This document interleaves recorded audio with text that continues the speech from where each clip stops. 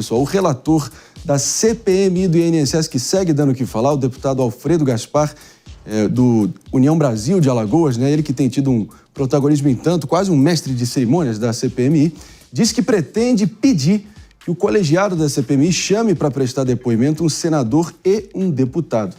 Eu queria entender quem são eles e os motivos por trás dessa convocação, dessa intimação quase, né? David de Tarso.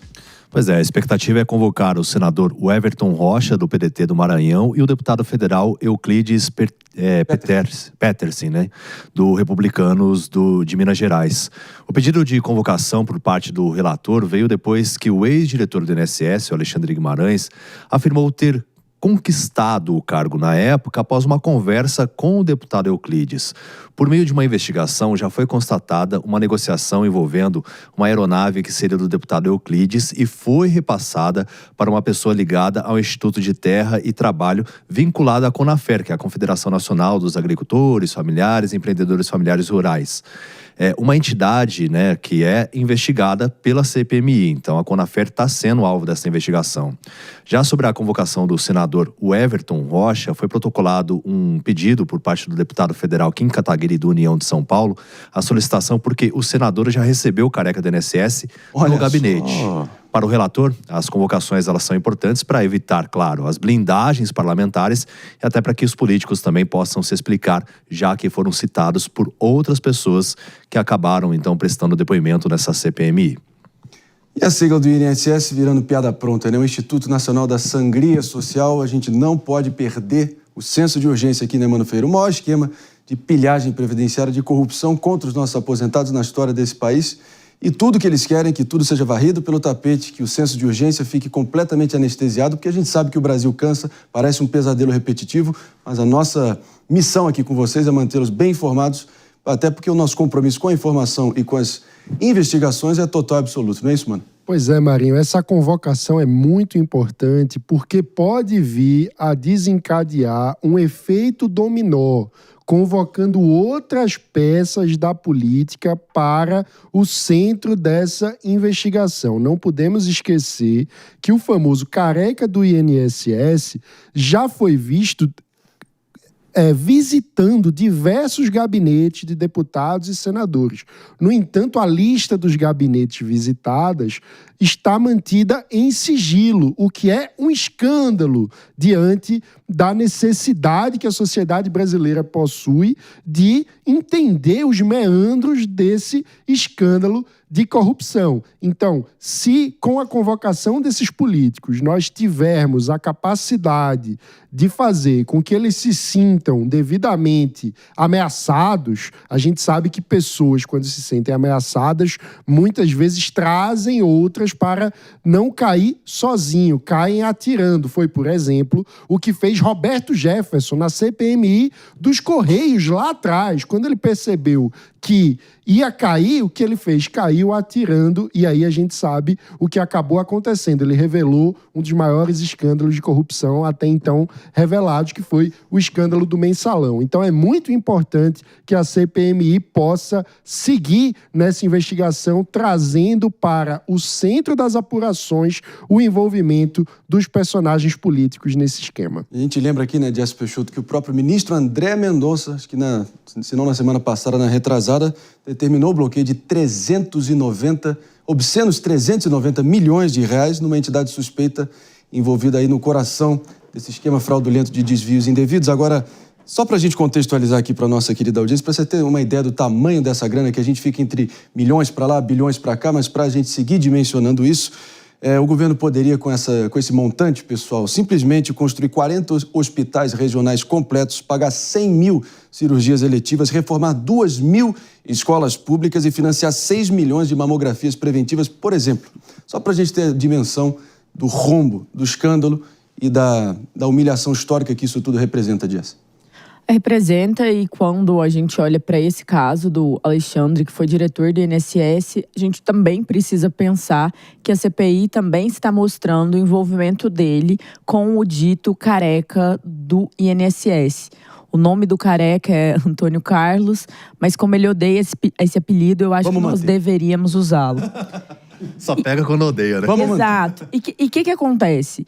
A empresa dele, ele tem algumas empresas, entre elas uma intitulada Brasília Consultoria, recebeu 2 milhões do careca do INSS. E ontem ele justificou isso falando que não, que era um serviço prestado, que não teria qualquer relação, se esquivou e disse que não participou de nenhum crime ou desconto em relação ao INSS e coloca isso de uma forma assim para se distanciar. Mas mais uma vez, a empresa teria prestado esse serviço apenas ali para o careca do INSS e agora, vindo a público todas essas importantes relações políticas e econômicas do careca do INSS, esse escândalo, esse esquema, esse caso drástico de corrupção pode ser desmontado e levado aos olhos públicos para nós entendermos qual é a cadeia desse crime, para onde foi esse dinheiro, quem lucrou com isso e que essas pessoas paguem perante a lei. Então, os requerimentos na CPMI, tá tendo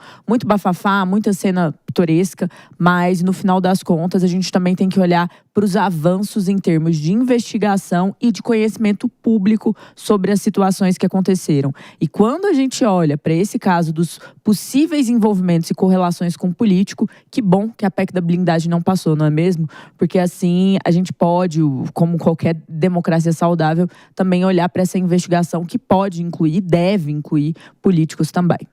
E é essa inclusão de políticos que pode ser um divisor de águas aqui, até onde nós veremos o malfadado, o famigerado, tão, enfim, mal contado corporativismo entre os parlamentares. Até quando a gente vai ver prevalecer até a própria fala do relator aqui onde ele disse, né, aqui eu abro aspas, não pode haver 2 pesos e 2 medidas, a lei vale para todos, inclusive para parlamentares. Se isso vai prevalecer ou se realmente vai prevalecer novamente o cafezinho e a blindagem entre os pares. Doutora Luciana Nepomuceno.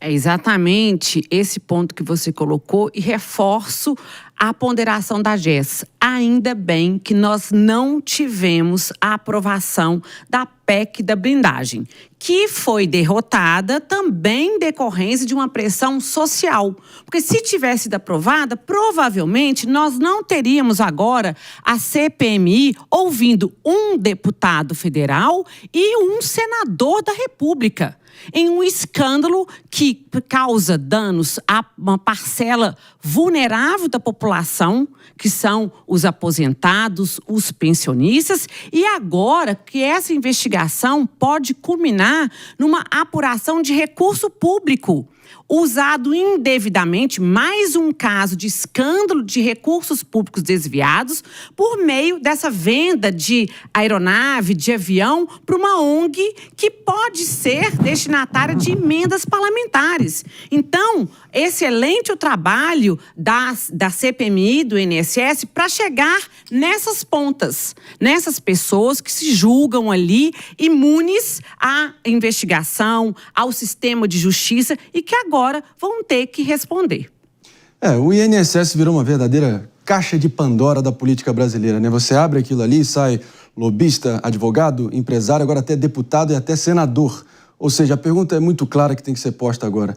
Será que vossas excelências, que serão inquiridos, né, diante da CPMI, se eles terão realmente o peito e realmente a vergonha na cara para poder jogarem limpo e não ficar se escondendo atrás de togas, recursos, habeas corpus e todo tipo de blindagem e imunidade. É isso o mínimo que a gente espera dos nossos representantes que se arvoram e se apresentam como representantes do povo.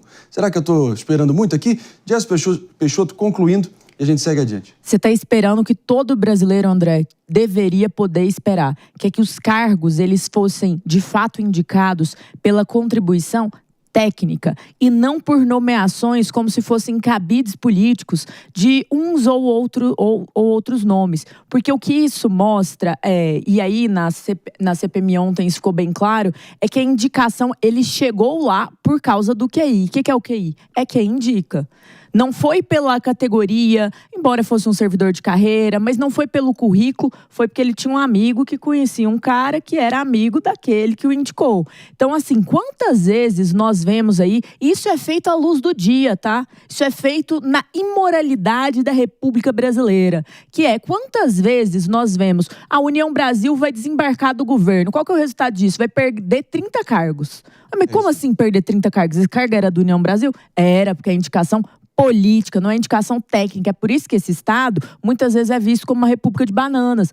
Porque, no final das contas, a técnica, estamos vendo aí em relação ao Supremo Tribunal Federal, a técnica, muitas vezes, na hora da indicação, ela vai perder para proximidade. Isso é preocupante. Tem gente que tem proximidade e tem técnica. Mas a grande questão é a mesma discussão sobre nepotismo em relação ao Supremo Tribunal Federal na decisão da súmula vinculante 13 lá.